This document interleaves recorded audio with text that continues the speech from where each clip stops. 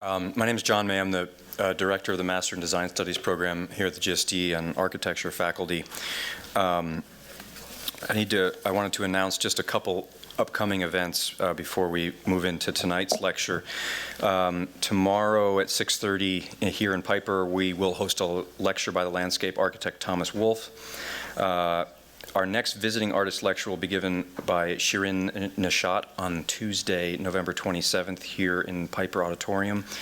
And the final Rouse visiting artist event of the semester will be a lecture by Hans Ulrich Oberst, artistic director of the Serpentine in London, and that will happen on Friday, November 30th at 6:30 here in Piper. And I just want to announce also that this lecture tonight is generously supported by the Margaret McCurry Lectureship in the Design Arts. So we're very pleased to welcome Yong Bolin here to the GSD. I've known Jan's work for a little while now, his curatorial work in particular, but I just wanted to relay a quote from an interview I read recently where Jan said, "Recycled plastic is bullshit." And as soon as I read that, I knew there's an intellectual kindred spirit as someone who's written essays entitled "Against Sustainability."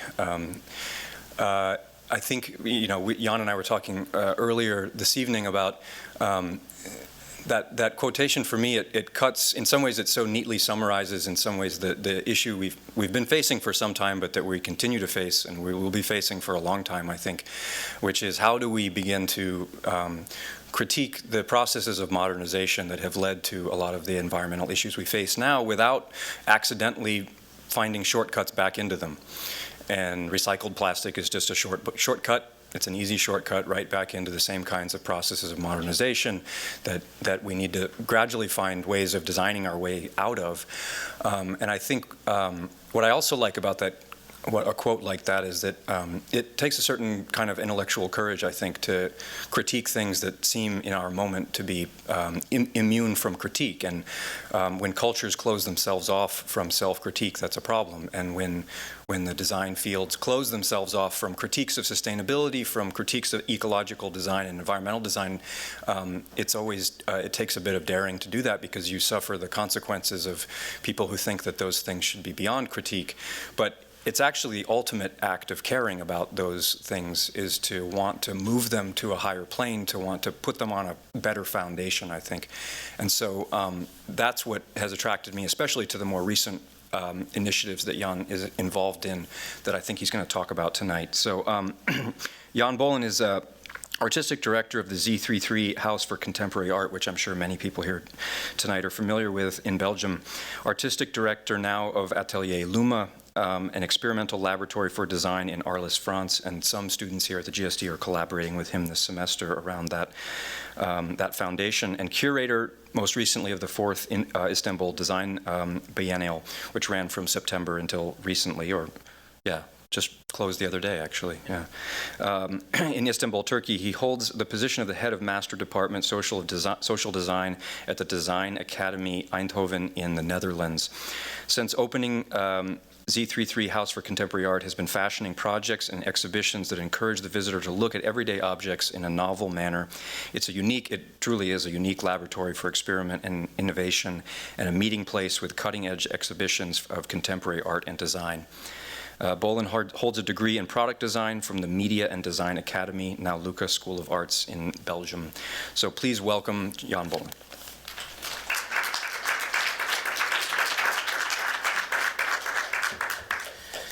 Thank you very much. I'm super happy to be here. And in fact, recycling plastic is bullshit. But I'm sure we will elaborate on that later tonight.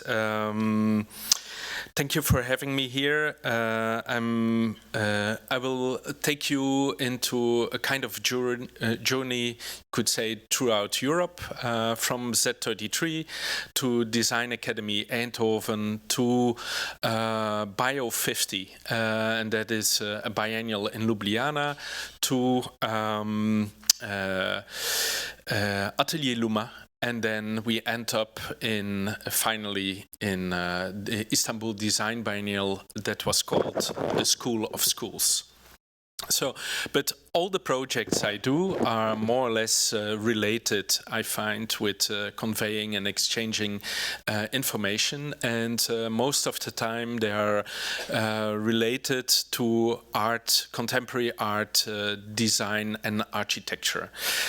We call ourselves a house for contemporary art in Belgium, and it's in fact Z33. So it's the abbreviation of an address. It's a very particular place in a quite small city. And the other thing that I say, after having said that, I'm in fact not directly interested in nor art, nor architecture, nor design itself.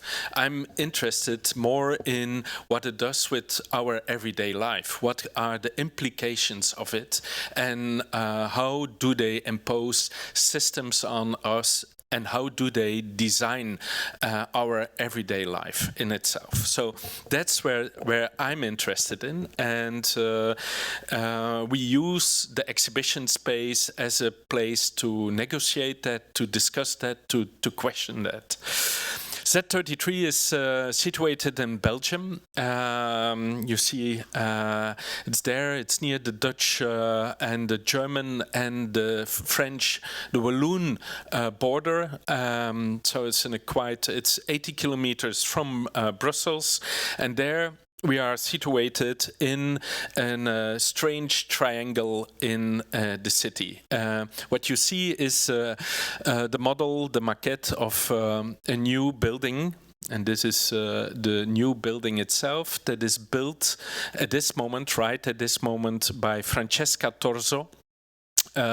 She's a quite unknown Italian architect. The only reference that is saying something probably is Zumthor. She was working for Peter Zumthor for some years, and she made an I have to go back.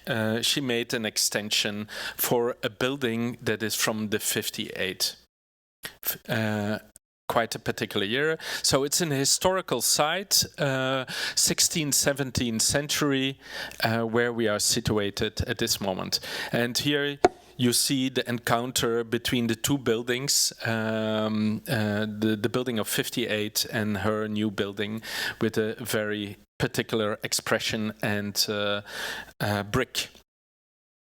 I don't go into detail, but what I can say about her practice is that it's making architecture. It's not drawing architecture. It's almost like sculpting and constructing on the construction site itself together with the constructor. This is a model that was made really for the theater. She's not making renders. She is only building and making these things in real to understand how the things are functioning. That's the way she operates. This is a part of the building site a couple of months ago. This is part of the existing building. And here you see the first spaces coming out. The building itself will open in May, June next year with a soft opening, and then an exhibition in September 2019. So just moving to a building with the same team and with the same starting point is, for me, not enough. So what we did is gradually also deconstructed a little bit our way of working the last years, and started to work in a different way. We were, as Institute, confronted with a way of working. We made exhibitions, and we ran from one exhibition to another exhibition, and then most of the time we got, during the exhibition or afterwards, like super interesting questions of partners that say, can we do something together? And then we had to say, no, it's in the archive box, so we are not working on this anymore. We are already working on the next project. And there we understood after a while that restructuring and developing a slower pace as an institute, and at the same time time a fast programming program itself would maybe a way out. And that is what we are developing at this moment. I will explain that a little bit further in the presentation. I also believe that this institute in a small place, it's a town of 70,000 people, just like Eindhoven, where the Design Academy is situated. It's also not such a big town, that an institute there or a museum functions completely different, maybe more as a power plant, like Charles Esche is saying, and is broadcasting the energy into the world itself.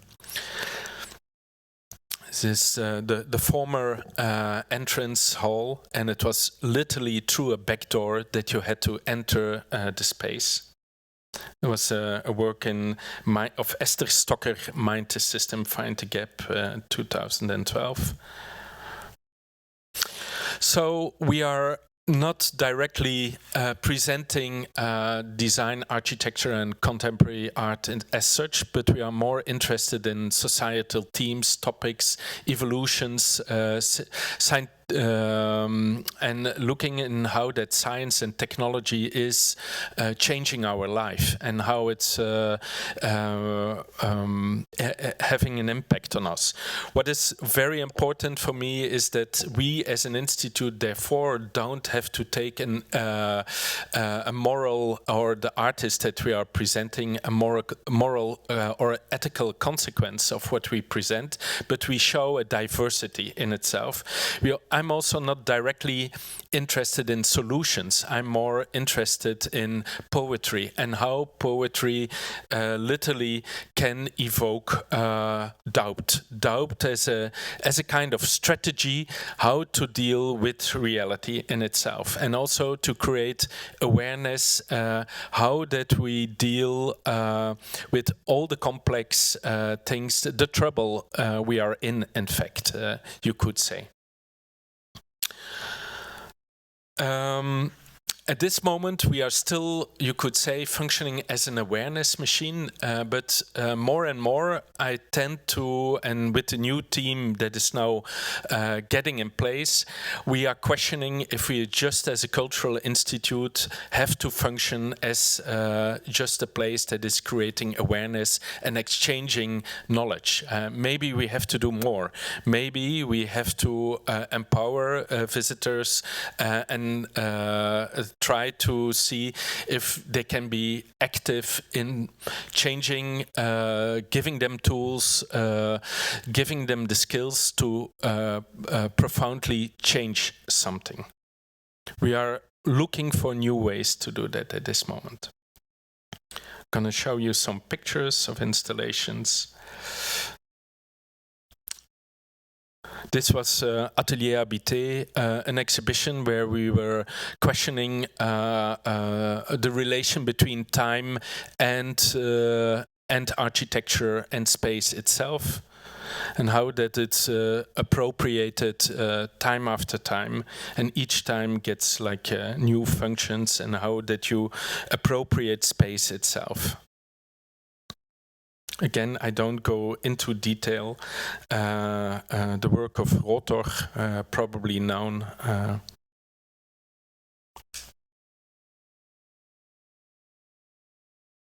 This is the inner courtyard.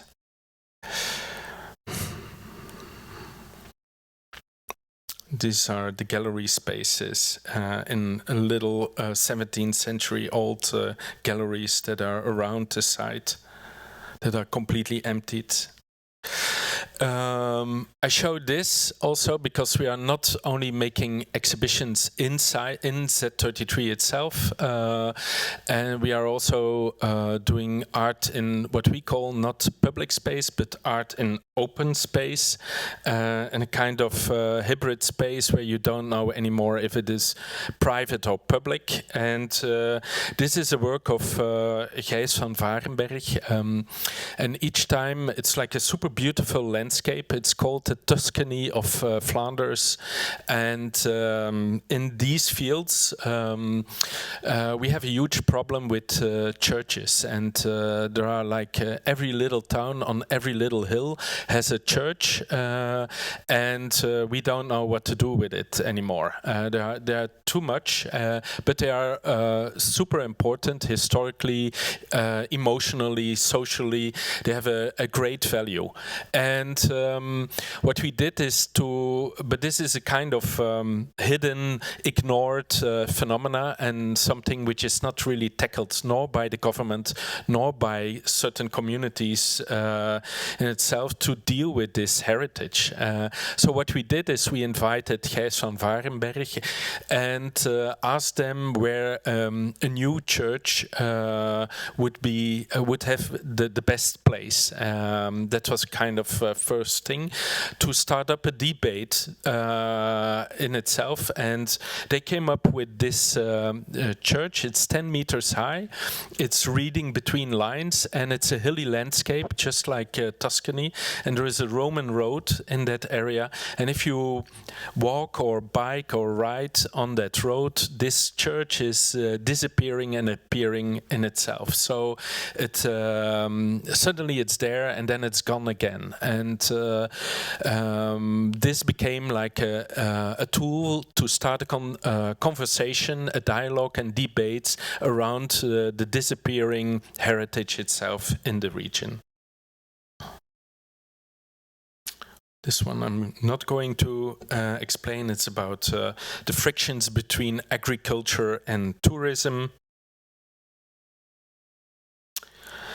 This is a project we did in the city around Z33 itself. It's a work of Felice Farini, and it's Trois éclipses ouvertes désordre. What is this? It's not, for me, it's not about these kind of circles that are in the that you only can see from one point in the city itself. For me, it was much more about the fact that we had to negotiate with more than 200 people, owners, the city itself, to make this collective piece of art in itself in the city. The work itself, or the circles, because that was the intention, didn't really work out. As you can see, the circles are not complete, so we didn't succeed in bringing it really together. But that was also like part of the conversation itself. The fact that you have to bring everybody together around one project in itself was the challenge. This is an exhibition that is done for the new institute. So as institute, we also started to develop research that was like asked or questioned by and ordered even by other organizations. This is a new institute. It's based in Rotterdam, where we made an exhibition designing scarcity. And scarcity is kind of a leitmotif, a kind of driving force in society. Everything what you do, every breath you take, you could say, every move you make is motivated by scarcity. So how do we as designers deal with scarcity in itself? What kind of strategies, design strategies from recycle, reusing, adapting, do we implement in everyday life? And that was presented in this exhibition.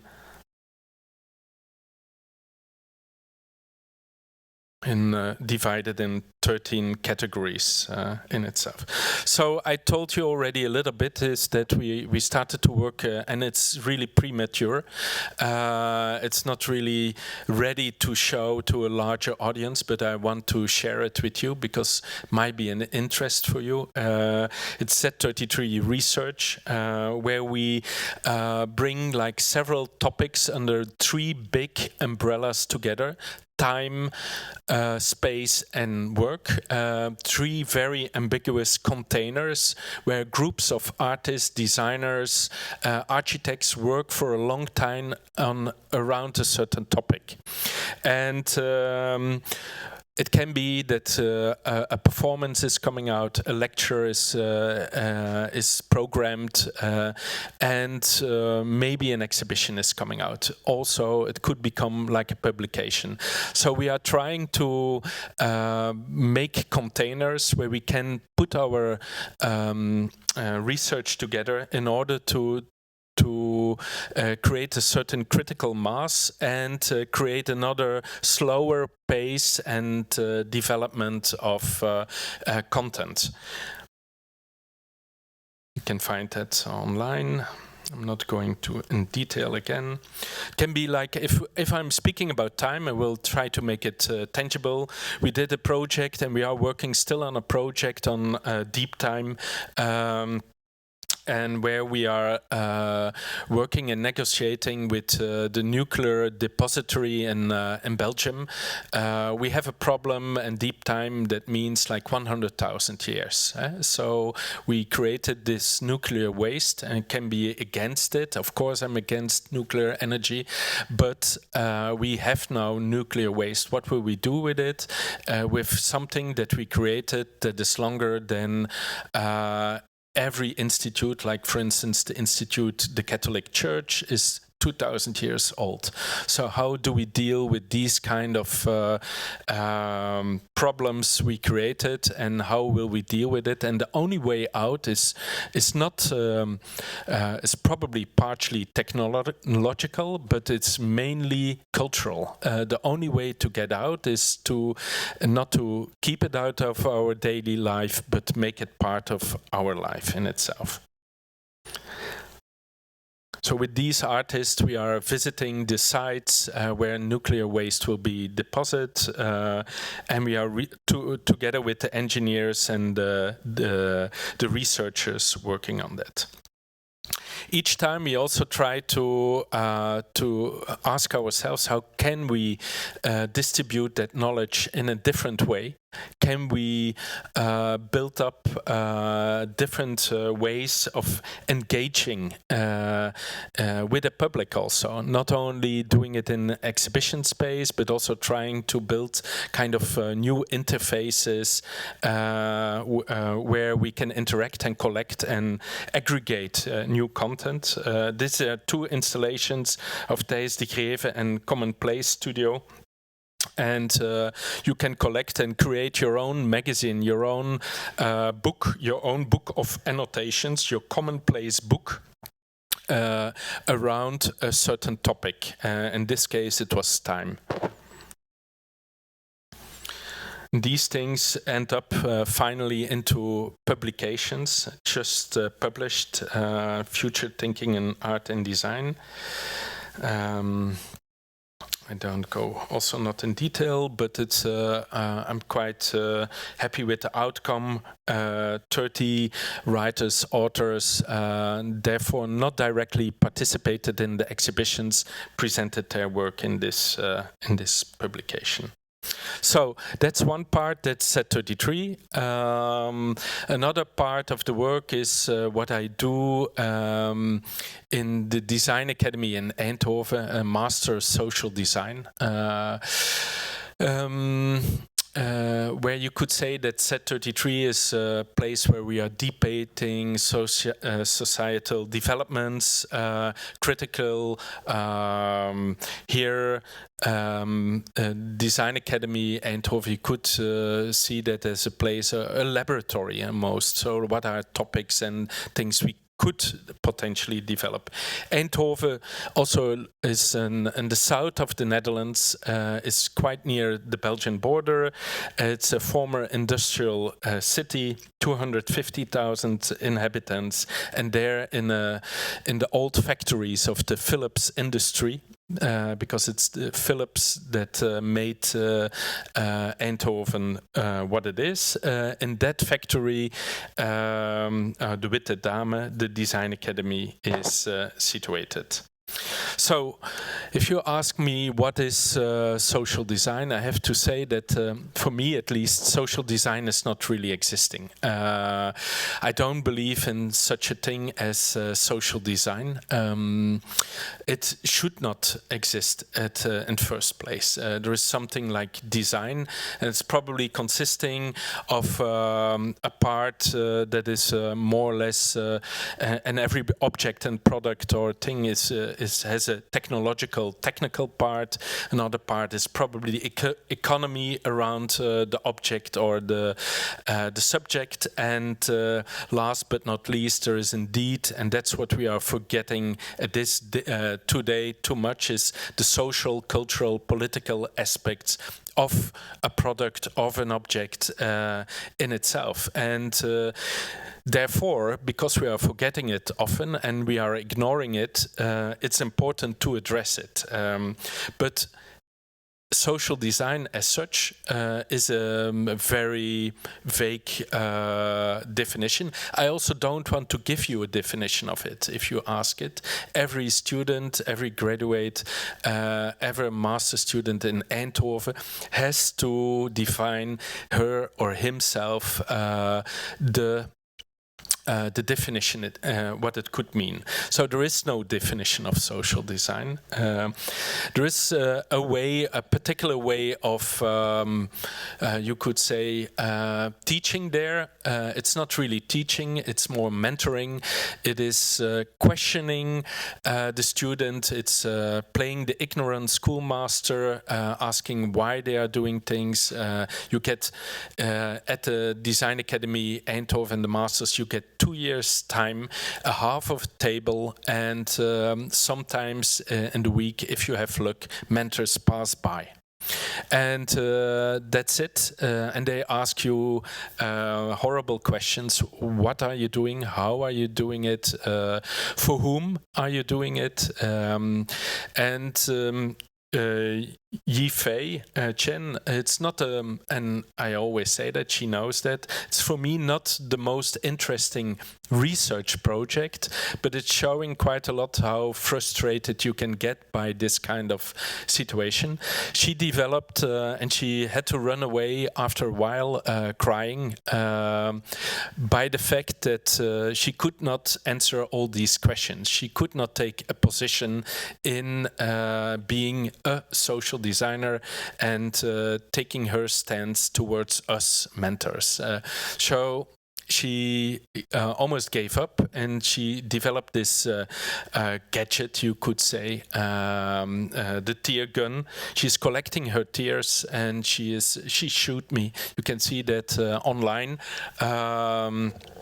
It's working, but I don't show it again, not because it's a very interesting research project, but it shows how we are pushing people to the edge to make something. This is a project of Mark Henning. It's a project that is called Normaal, and it's a project. He graduated. He's from South Africa. He graduated 2 years ago. 2 years ago, there were elections in the Netherlands, and the Prime Minister in the Netherlands bought in the newspaper an advertisement, and he sent a letter to the Dutch people. And he said, people in the Netherlands should do normal, act normal. And for instance, newcomers also should do that. And newcomers also should give a hand to the Dutch people. So he thought, yeah, then if the Prime Minister is saying that I should start giving handshakes, how do I give handshakes? And was studying this small contract between people that is already there for ages, for centuries, and built this table to train people to give handshakes. It's a very humiliating act, and at that time also Trump, his handshakes also came into the news, but it's an awful experience, and it's something that potentially could be placed in an immigration office. This is another project of a social design department, a very interesting research project of Gabriel and Mar, where she is researching how that, for instance, how that we sit here, how we position ourselves, how objects are in fact defining our gender, and how different we are when we are like standing on our heels or taking different positions, and how that is all gendered. I don't go into detail, but this is an interesting dialogue with, in fact, an algorithm. Two people are having a conversation, and this conversation is catched by the algorithm, and the algorithm is producing an hologram that is occurring in between the two persons, and that can be then produced afterwards. So the dialogue and the conversation is in fact informing the algorithm, and the algorithm starts to design an object, a conversation piece. There's another project, graduate of this year, Elisa Otanya's, researching the fact that in the Netherlands, but she is from Mexico. In Mexico, you have the same problem, that toilets for women in public space are not there. There are quite a lot for men, and there you see how the cities, and who is in fact designing the cities and defining how the cities are in fact impacting our everyday life. So this is a kind of communication tool that she is inserting in certain places and moments in the city itself. Go a bit faster. I'm gonna not explain everything. So I'm interested in how that we as designers in fact can participate actively in society itself, and not just in a rendered reality that we are constructing or can construct, but what it really does with our everyday life. For me, the school or the academy is a kind of laboratory for that, where any opinion, any conviction can create or is informing what we are doing, and is creating therefore not directly new knowledge, but is creating maybe a kind of skepticism, or this skeptical mode is something I really encourage.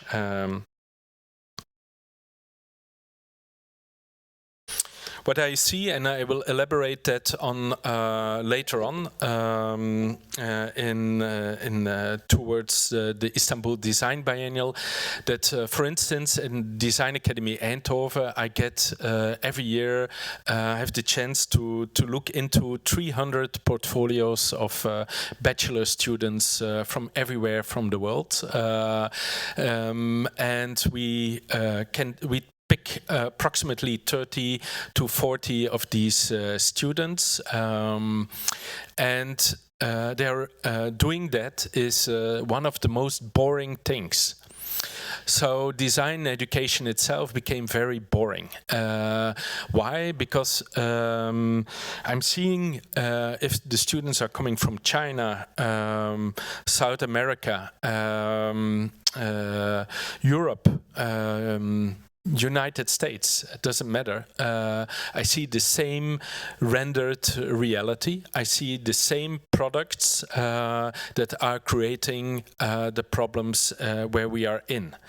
So I see a kind of rendered reality that is a so-called solution that is not helping us.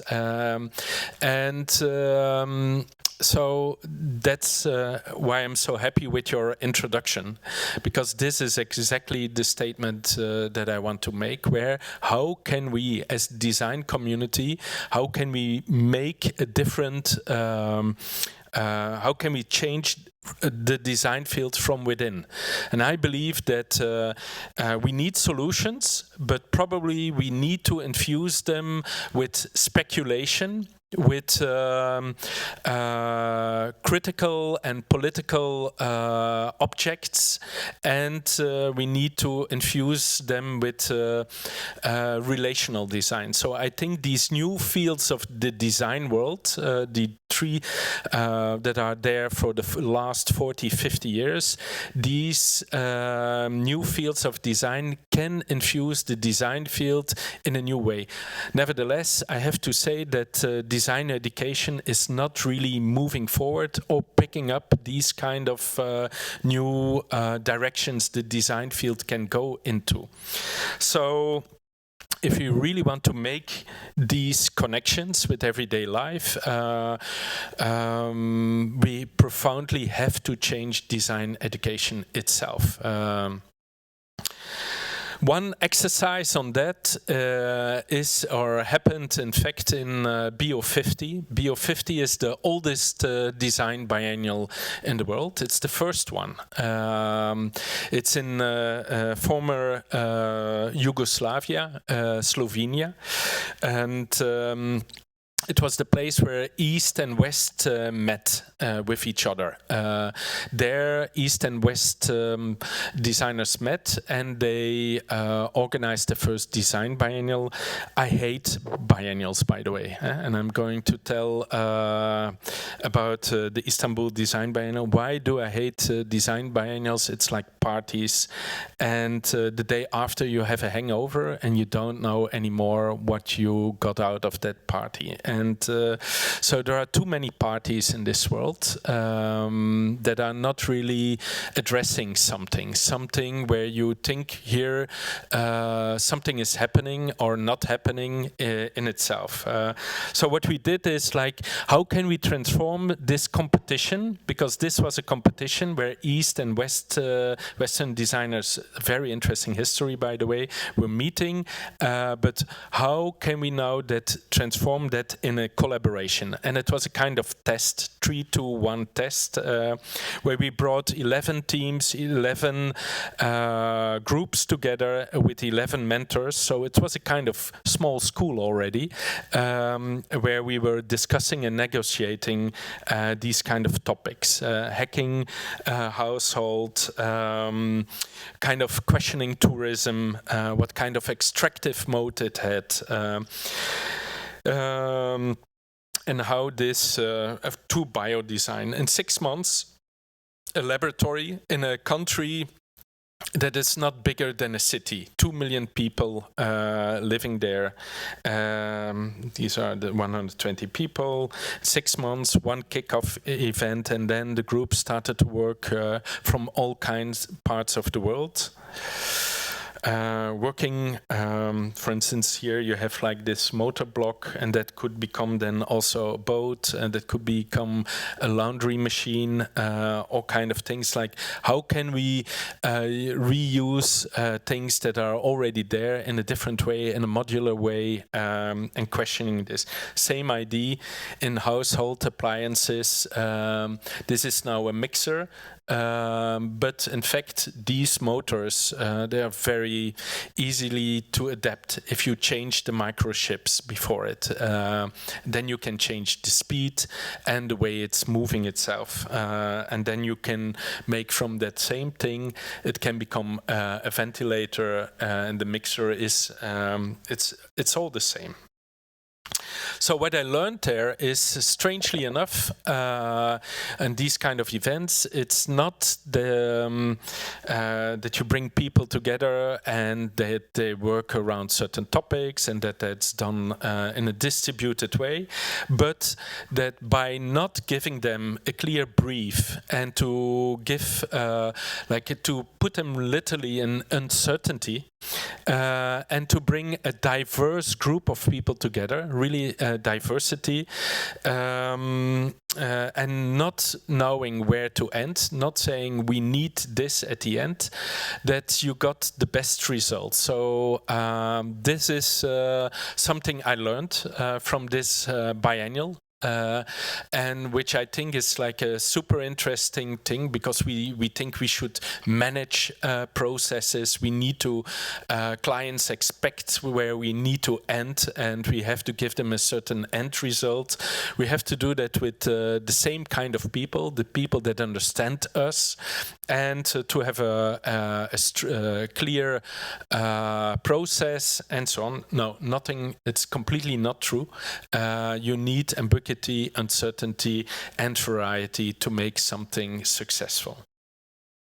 So out of this, and there came from an organization in the south of France, so we are now 2014, 2015, there came a question to develop a chair for the Luma Foundation. I found that Luma Foundation, I didn't know it really, what it was. Some of you know it now. It's situated in the south of France, near Arles. It's a quite old historical town, and there we set up, and that was the question, in fact, can we make a chair? Can we generate it from what we find around us? Can we start producing locally? We are building there a big project, and can you not just, like, instead that we just buying stuff, can we not just like start making it ourselves and create a kind of local economy around it?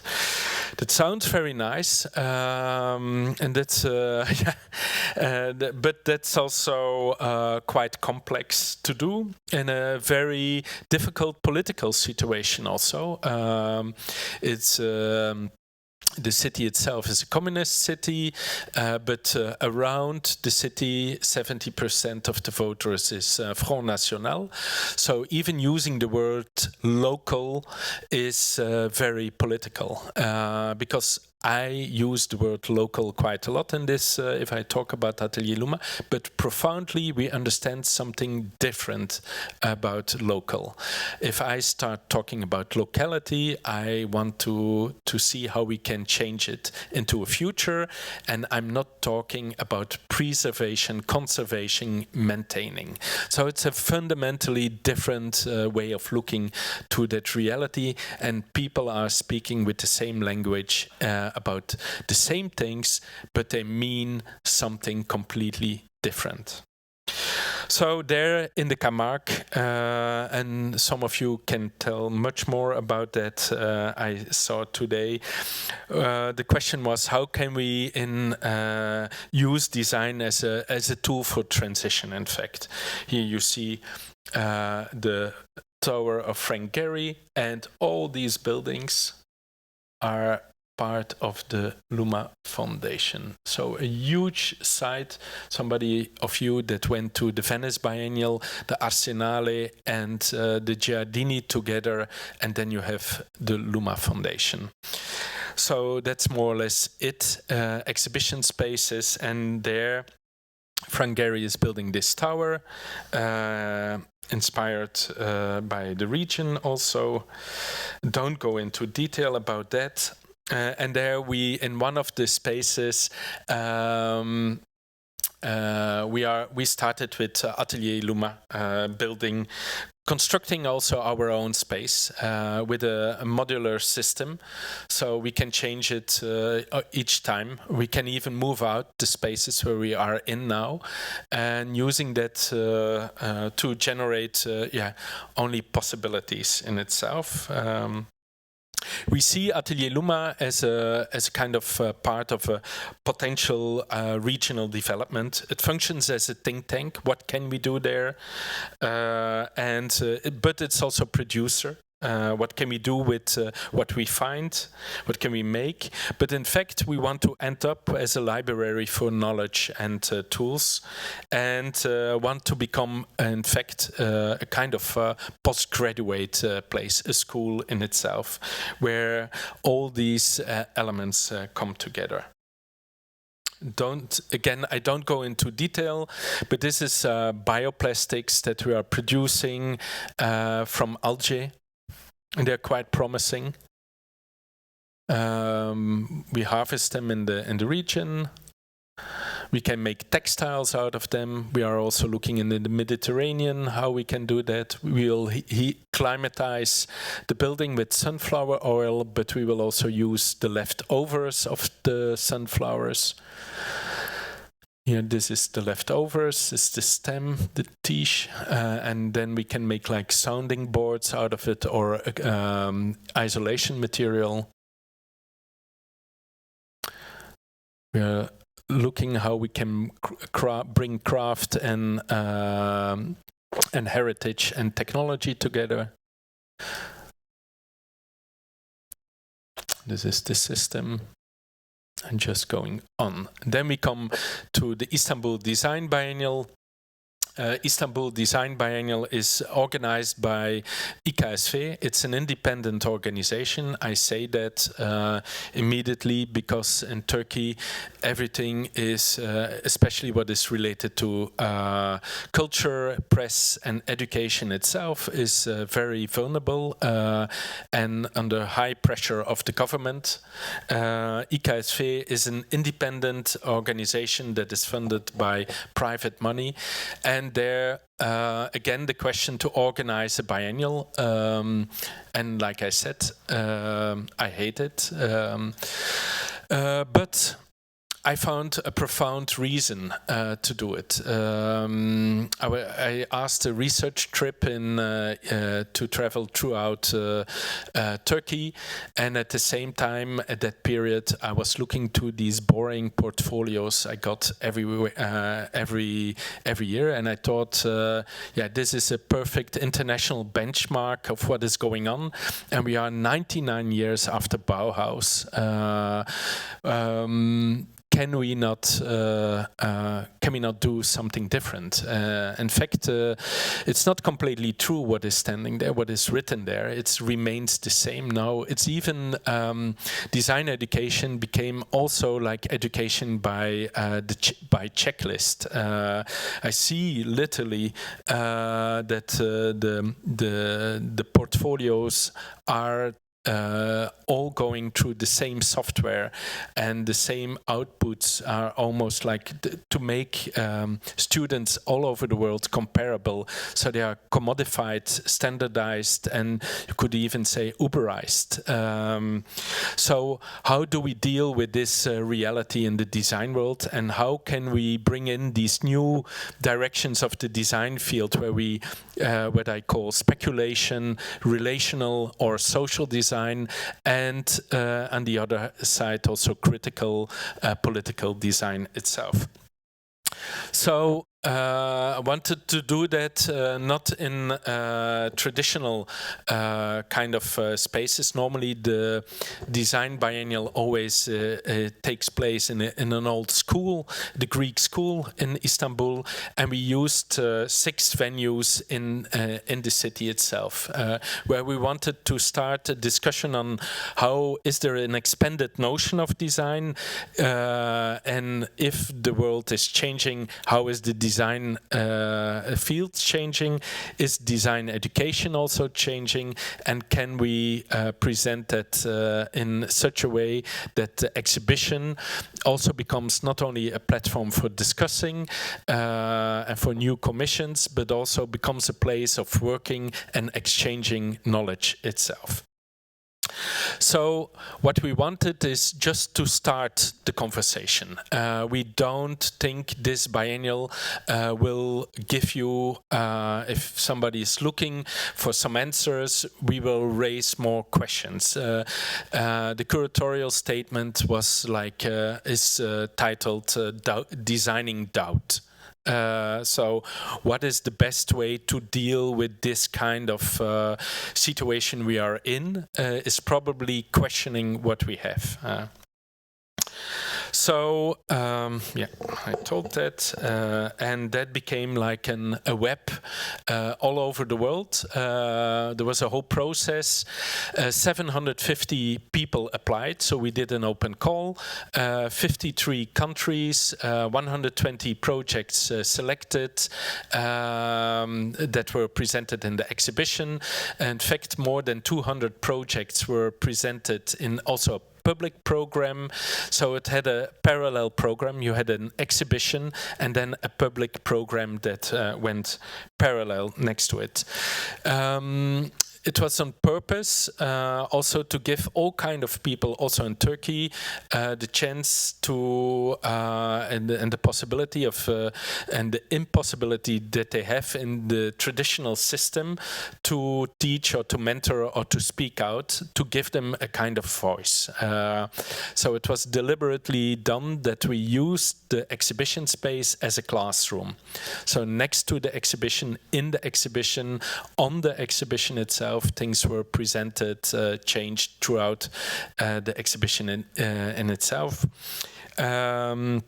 That was done in 6 different places, in cultural institutes, deliberately also cultural institutes, because to enforce them, to give them an extra program, and also to use them as like bigger classrooms throughout the city, and using the streets as the corridors of that metaphorical school.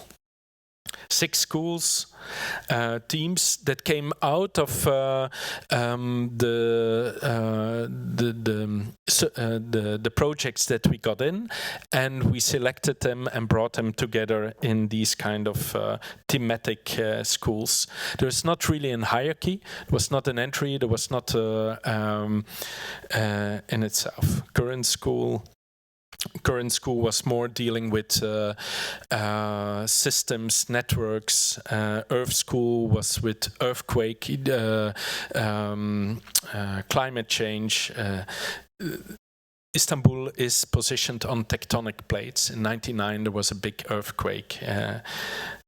So we were looking at how can we start again the debate on that. How are we normalized? How are we standardized itself, not only by education and the education in itself, but also what is design, how is it norming us? Digestion school. Again, I don't go into detail because I have to keep time. This biennial started the 20th of September, but it started already before, really, like by building and making the biennial itself in several summer schools, and it's still going on. If you go online, still groups are working on several projects, so it's like more a kind of just like 6 weeks presenting it, and then the biennial goes on. And it's also questioning the format of a biennial in a country where maybe the only initiative that is doing design and architecture and linking it with in an international scene is seeing how that you can change that cultural infrastructure of a biennial into something more institutional. Yeah. I don't go into detail, but in fact, all these projects afterwards are about how can we learn from design? How is design informing us about how society is thinking, reflecting, and how can we learn from that and start to design again? So, thank you very much for your attention, and that was it.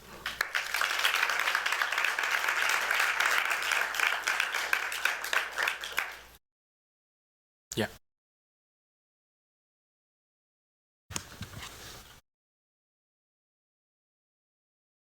Okay. There may be a few questions in the audience too, but I'll start off with one. Your emphasis on doubt, it reminded me of a quote from actually Salman Rushdie, who said, in Satanic Verses, what's the opposite of faith? He said, reason. He said, no, that's also too certain. That doubt is the opposite. And I think it's interesting because that is, going back to some of the comments I made in the introduction, the question of how we begin to think differently enough that we don't reproduce the same styles of reasoning that have landed us where we are right now, right? And so I wonder if maybe you talk a little bit more, because doubt seems also related to you to some of the other terms you use, like uncertainty, speculation, and those seem to be themes that permeate a number of different projects that you're interested in right now. So maybe you could talk a little bit more about the role of that and why that seems to be an important position to articulate.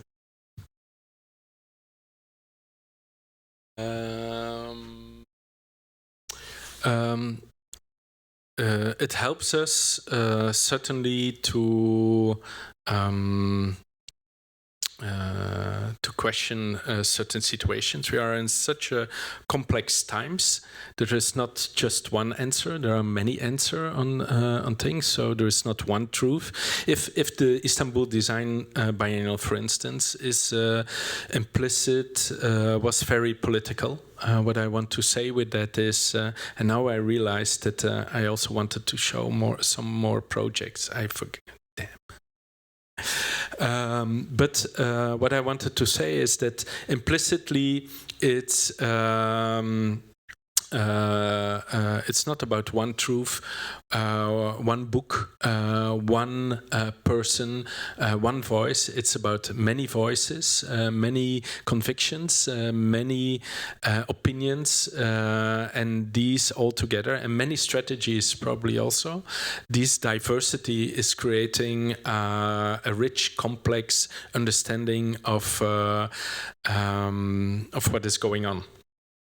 And this is, of course, completely not what certain people want. And then I'm very cautious in what I'm saying. What I want to say with that is that by creating doubt, you go continuously in an active mode, like being uncertain about what is going on here. What do I see? What do I really see? Is what I see literally very interesting, or is it, how is that image constructed? How is it made? Where is it coming from? All these questions are like make us into active subjects. And what we see is that everything that is surrounding us, especially a lot of things, are made in such a way that they create like a fluid state of being. And so what I want is questioning this fluidity. I think if friction, I think really that friction is much more effective than and conflict and doubting and not agreeing and disagreeing than agreeing and consuming and not actively participating in society. So that's why, for instance, voting is very important. Also, it seems like another sort of key feature of a lot of the work that you're involved in has to do with an involvement with institutions that maybe are more open-ended in their basic structure. Maybe that's not true of all of them, but that in a way they are kind of para-institutional. And I'm curious if that's just a reading that I'm getting from the outside, but that maybe they have a less well-defined internal structure, and that makes them more nimble. I'm thinking particularly, I mean, Luma is so new that maybe there's an opportunity there to still define exactly what that is as an institution, and same thing with Z33, right? So maybe just a word about your attitude towards institutionality, because that's obviously one of the primary critiques you're making about design education, is that it, to some extent, it's become institutionalized. Yeah. Yeah, fully. But I'm also each time questioning the institute. So the moment I enter an institute, I start to, if there is a biennial, I start to answer, to question, is that really needed here? In Turkey, for instance, there is something really fundamentally else is needed.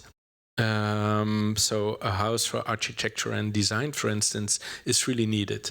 And the Luma is certainly an organization without a master plan. And that's fantastic. Some people become crazy of it. So but this is so unique situation that you don't have an organization with a clear master plan. Where will we end up? And the impermanency and the flux is maybe more real and near to real life than an organization that is saying we will do that. These are the objectives, and we will do it in that way. And that's not what real life is. That's a false reality. So yeah, I don't know if that was really an answer. Yeah. Maybe one that is very interesting is that at a certain time we, as heads of the masters, we were kicked out of the... no, that's not true what I'm saying. We were resigning from the Design Academy Eindhoven. We took because we were not... We saw that also Design Academy Eindhoven got infected by the bureaucracy. So together with my colleagues, we resigned, and the students understood the situation. And finally, the board had to take us back, adapted the rules, and the director had to leave. I'm not very proud on that because we were not able, as heads at that moment, to change the system from within. So we had to step out, and so I like to change from within. Yeah.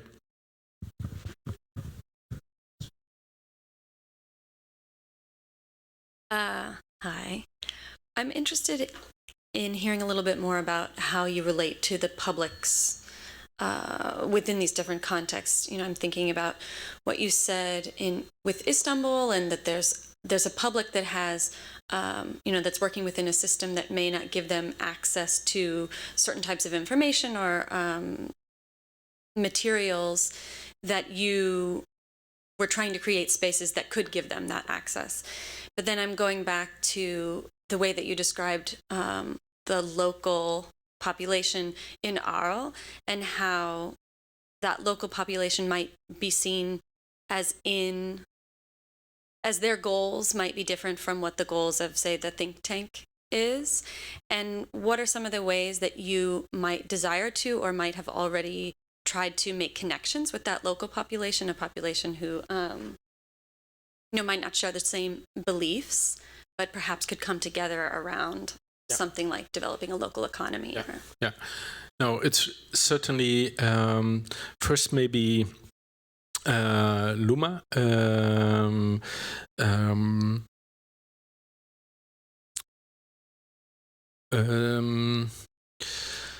What I see there, what is happening is that the economical situation is so hard for a certain group of people. And if you can create by a project, and I mean then with something they are confronted with every day, you can create a certain hope. And the projects are where they have certain knowledge and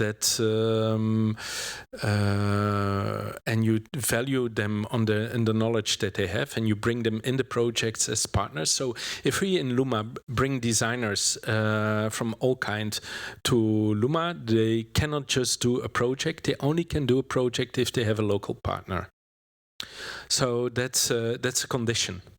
There is no project without a local group of people, a company, an organization, a person, a farmer, a producer, a craftsman, and so on.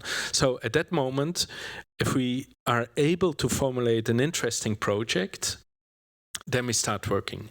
And rather than communicating what is happening, what Luma is doing, these people that are partnering up, and I called them, and I also said that before, partners in crime, they start to communicate what is really happening and conveying the message that this is fundamentally, this is not a UFO, this tower that is landed there, because that is like, it's pain in the eyes, when the sun is falling there in the summer, and that tower is quite aggressive. So you have to also mentally think how the perception of that tower is, of that UFO. So how can you change that throughout really true collaboration, and then also giving a kind of prospect of a next economy? Yeah. So that is slowly working. I don't say it will work. There are several projects. There are 15 projects at this moment. Some of them are really promising. Other ones are super small, just like 8-woman collaborative kitchen. Look how we can create a kind of cater service in a new way. So it are these kind of projects. So that for Arles. Turkey engaging with publics there is happened in different ways. So first of all, we did this open call. We had these projects, and we had the venues, and there the exhibition was really curated, really hard. We really worked very hard on that. But then the public program was something like open. Like we had space, literally space, and coffee and tea, of course. And what then happens is you create like suddenly you give a little bit of infrastructure, a chair and a table again, and then it comes. The energy comes, and it just they appropriate your exhibition, and they make it in theirs. So we didn't had to do that much. We had to facilitate. Sometimes they needed a projector. Then they asked if they could hang something on the wall, if they could change something, because they were with much more than expected. So it was fun. And it's rather than you as an organizer start to impose systems, you just facilitate. So rather than, so it was this one thing you really curate and design in a very strong way, so that you can make a kind of statement. And the other thing is that you leave also space, and that's the way it worked. Yeah.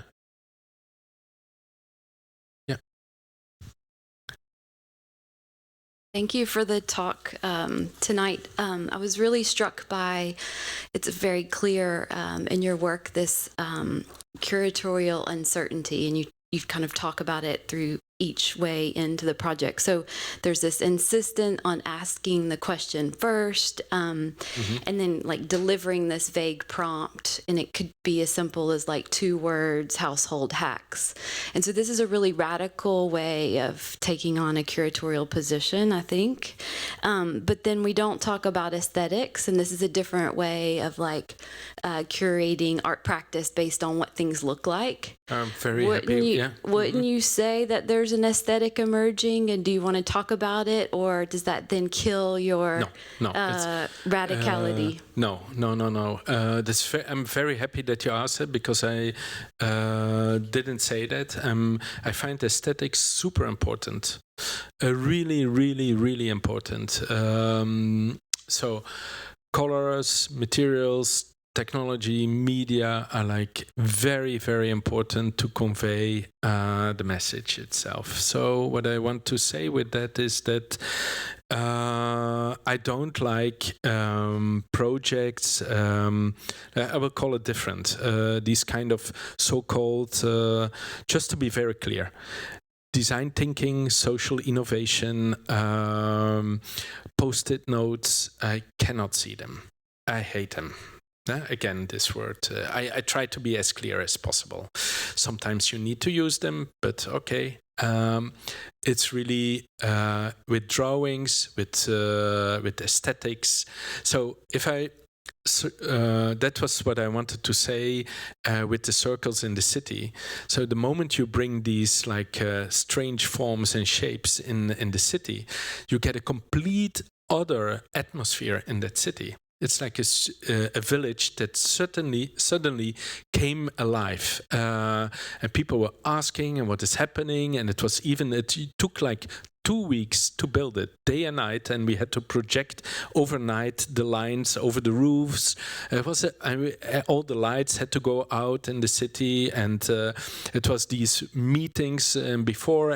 But it's only happening because there is a strong drawing. These 3 eclipse that were continuously held as can we be these? Are we that?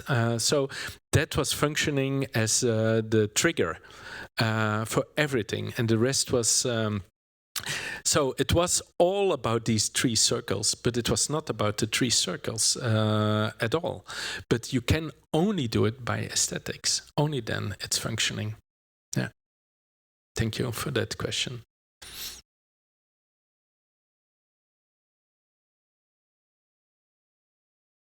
Yeah, there's. This is kind of a follow-up, but would you say that then skills kind of relate to aesthetics in terms of if you're deconstructing the kind of institutionality of design education, but then skills are still an important part in order to be able to implement the kind of aesthetic decisions that might make the projects possible? Yeah, of course. I'm also, I think also designers really need to be very professional. What I mean is that everybody as a designer is also, is of course true. But it's like you have a chef cook, and you have I can also cook, but I don't know if you want to eat what I cook for you. So what I want to say with that is that skills and doing it in a very good way and outstanding way, and with knowledge of everything that is out there is super important to master it, literally to master it. If you don't master it, you cannot take a position. So if you don't understand how it's working, you're out of business. You should not even participate in the discussion itself. You can have an opinion about it, but not as a designer as such. Yeah. Okay, thank you very much, Jan, for your time for tonight. Yeah.